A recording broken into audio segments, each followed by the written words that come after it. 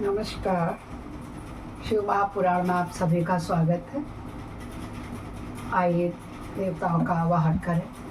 गजाननं भूतगणाधिसेवितं कपित्थजम्बूफलचारुभक्षणं उमासुतं शोकविलासकारकं नमामि विघ्नेश्वरपादपङ्कजं नीलाम्बुदश्यामलकोमलाङ्गं पीतासमारोपित्वामभागं पाणोमासायचारुचापं नमामि रामं विपुंसनाथं कर्पूरगौरं करुणावतारं संसारसारं भुजगेन्द्रहारं सदा वसन्तं हृदयारविन्दे भवं भवानी सहितं नमामि।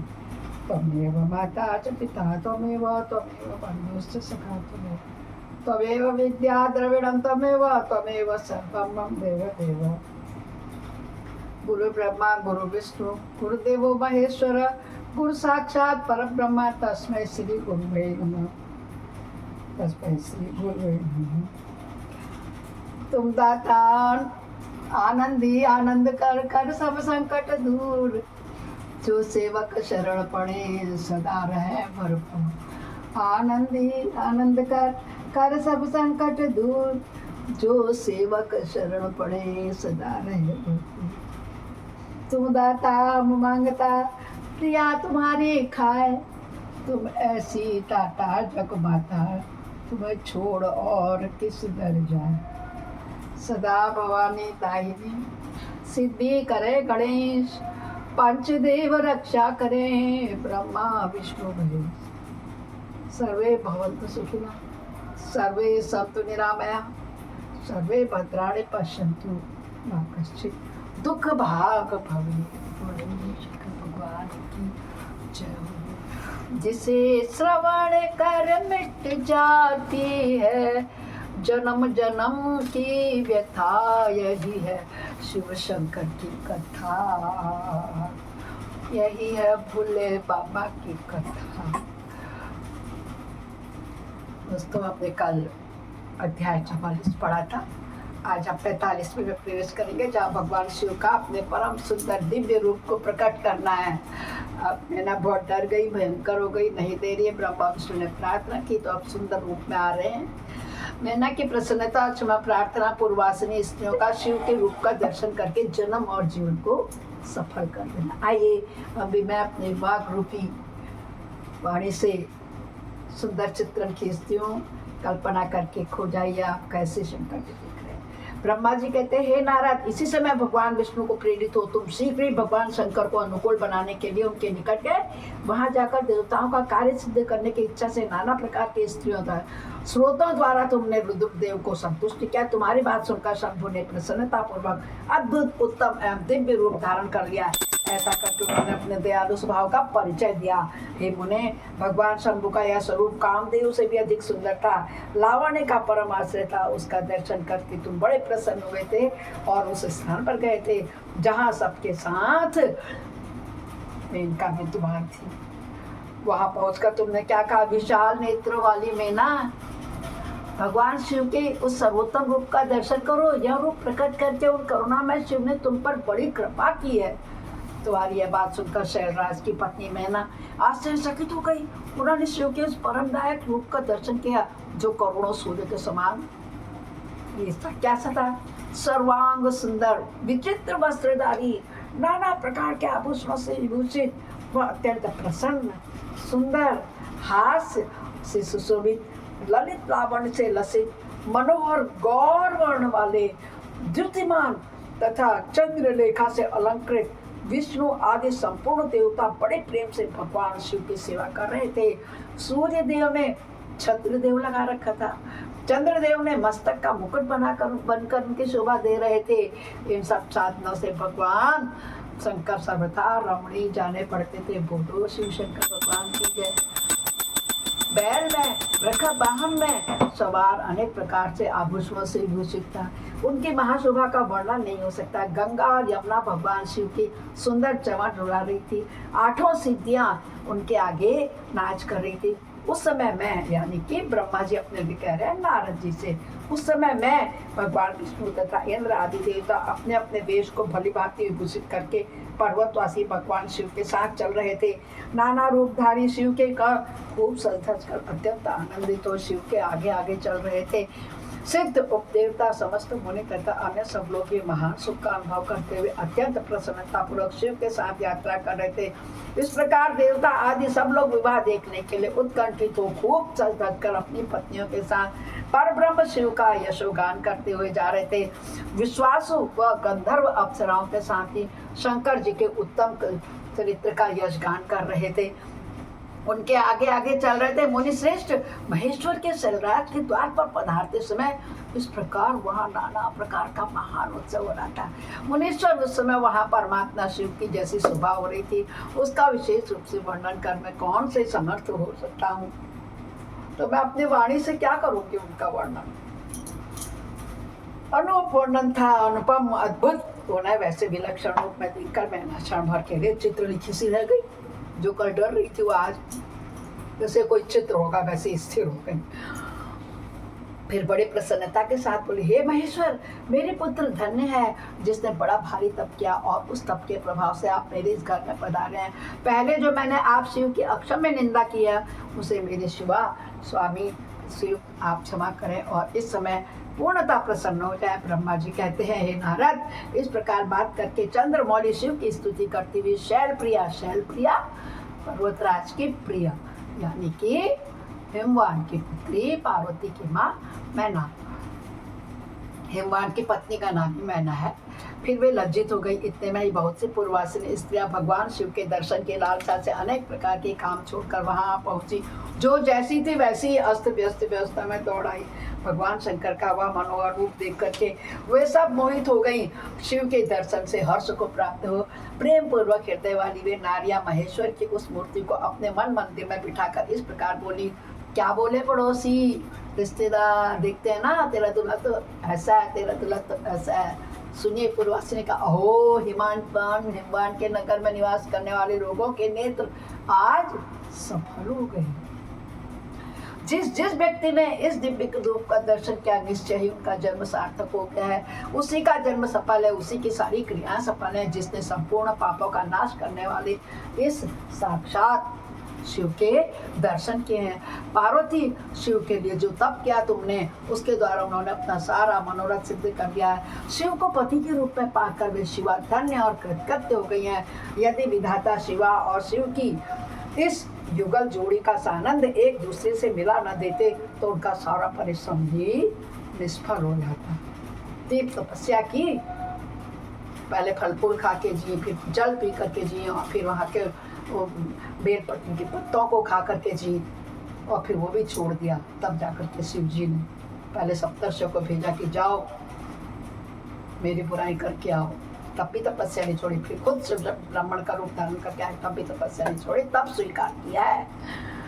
इस उत्तम जोड़ी को मिलाकर ब्रह्मा जी ने बहुत अच्छा कार्य किया। ये सबके सभी कार्य सार्थक हो गए। तपस्या के बिना मनुष्यों के लिए शंभु का दर्शन दुर्लभ है, ऐसे नहीं मिल सकते। शिव जी ऐसे नहीं मिलते हैं। इस वर्तमान काल में भी आप देखते हैं कि जब आप लोग खूब कठिन तपस्या कैलाश पर्वत पर जाते हैं तो बाहर जाकर के आपको मिलती है। बोलो शंकर भगवान की जय हो, जय हो, जय हो भगवान जी, भगवान की जय हो। ये दर्शन भगवान जी का बहुत ही कठिन है। तपस्या के बिना मनुष्यों के लिए शंभु का दर्शन दुर्लभ है। भगवान शंकर के दर्शन मात्र से सब लोग कृतार्थ हो गए।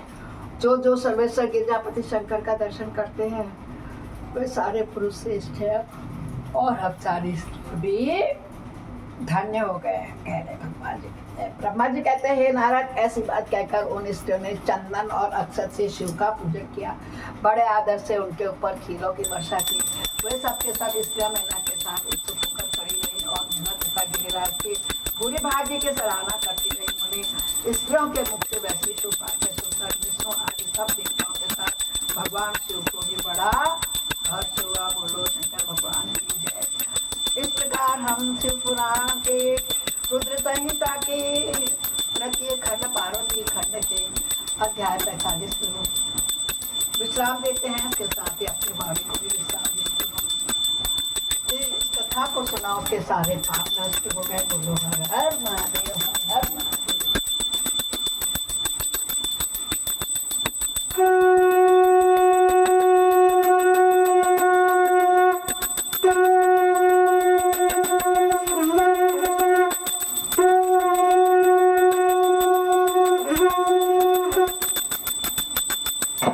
पादसहस्राणि क्रियन्ते अनिशम्य दास्वामीति माम त्वां क्षम्यस्व परमेश्वर। आवाहनं न जानामि विसर्जनं पूजां च न जानामि क्षम्यतां परमेश्वर। मंत्रहीनं क्रियाहीनं भक्तिहीनं सुरेश्वर यद् पूजितं मया देव परिपूर्णं। हे शंकर भगवान आपकी जय, हे रुद्र आपकी जय, शिवानी शिवा। बारात आई है। आज तो शंकर जी ने अच्छा रूप बनाया, मगर जो पहले भयंकर रूप बनाया था जिससे मैना ने उसे शादी करने को मना कर दिया था, तो सब सखियां जाकर के क्या कह रही हैं पार्वती को, आज मैं वो सुनाती हूँ। ओ मेरी गौरा पार्वती तेरा भोला सबसे न्यारा है। ओ मेरी गौरा पार्वती तेरा दूल्हा सबसे न्यारा है। सबके दूल्हा कारों में बैठ के शादी करने आते हैं, और तेरा दूल्हा बैल सवारी बूढ़े बैल में आता है। ओ मेरी गौरा पार्वती तेरा भोला सबसे न्यारा है। ओ मेरी गौरा सबके दूल्हा मोर मुकुट पहन के शादी में आते हैं, और तेरा दूल्हा जटा के बीच में गंगा बहाए आया है। ओ मेरी गौरा पार्वती सबके दूल्हा शादी में तो जयमाला पहन के आते हैं। सबके दूल्हा शादी में घड़ी पहन के आते हैं, और तेरा दूल्हा शिवशंकर तो मुंडों की माल पहन आया। तेरा दूल्हा हाथों में डमरू त्रिशूल लाया है। ओ मेरी गौरा पार्वती सबके दूल्हा शादी में सूट पहन के आते हैं। सबके दूल्हा शादी में तो टाई पहन के आते हैं, और तेरा दूल्हा शादी में तो बागम पहन आया है। तेरा दूल्हा शादी में मृगशाला पहन के आया है। ओ मेरी गौरा पार्वती सबके दूल्हा शादी में तो सुंदर सुंदर बाराती लाते हैं। सबकी शादी में तो दूल्हा सुंदर बाराती लाते हैं, और तेरा दूल्हा भूत प्रेतों को लाया है। तेरा दूल्हा ओ गौरा तेरा दूल्हा गौरा तेरा दूल्हा पार्वती। डर गए सारे नगरवासी, सब डर गए। मैना ने तो कह दिया मैं नहीं करूंगी ऐसे ब्याह, तो गले में नाग की माला पहन के मैं बाप रे मेरी बेटी तो डर जाएगी। मुंडमाल पहने, इसके पास कपड़े नहीं है क्या, नंग धड़ंग चला गया। तो आज शंकर ने कितना सुंदर रूप बनाया कि मैना भी तैयार हो गई है। चंद्रमा उनका मुकुट बने हैं, और विष्णु जी बिल्कुल अपने साथ श्रृंगार किया है। बोली तेरी महिमा हो। अब देखिए नया भजन दे रही है सरस्वती माँ, मैं नहीं जानती क्या कहेंगी, क्या कह रही हैं, ये खुद निकालती हैं, जिसको लोग आम भाषा में कहते हैं स्वरचित भजन।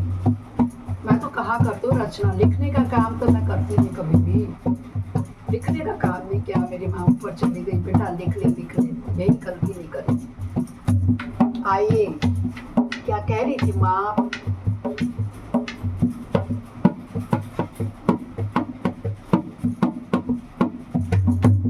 इतना सुंदर रूप बनाया भोला गौरा ब्याहने आया। बहुत बढ़िया, जय हो सरस्वती माता की।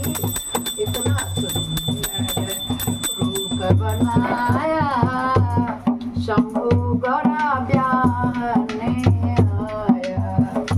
शीश मुकुट अरे कानों में कुंडल, गले में बैजंती माल पहन के आया।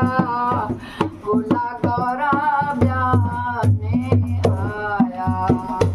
इतना सुंदर रूप बनाया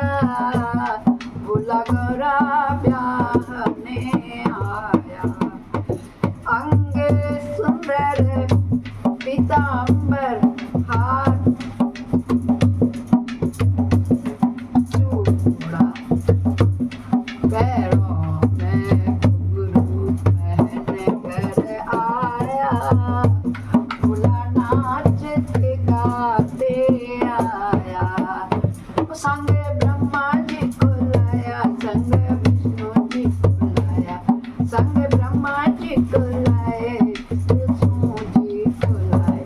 नारद ने वीणा बजाया, बोला गौरा ब्याहने आया। शिव शंकर ने ऐसा रूप बनाया, मैना इमवान देखते देखते देखते सारे नगरवासी पुरवासी देखते ही रह गए। गौरा मैया मन ही मन में खुश है और मुस्कुरा रही है, तो जानती हैं भोला ने ऐसा रूप बनाया, शंकर गौरा प्याने आया। बोलो शंकर भगवान की जय हो। अब आनंद आया आज के एपिसोड में। आप सब लोग पूरा बने रहे, शेयर कीजिए, सब्सक्राइब कीजिए। पहली बार आए हैं आइकन को दबाइए, कमेंट में हर हर महादेव। शिव जी का ब्याह का सुंदर दर्शन किया। सबको नमस्कार, तहे दिल से धन्यवाद। कल फिर मिलते हैं।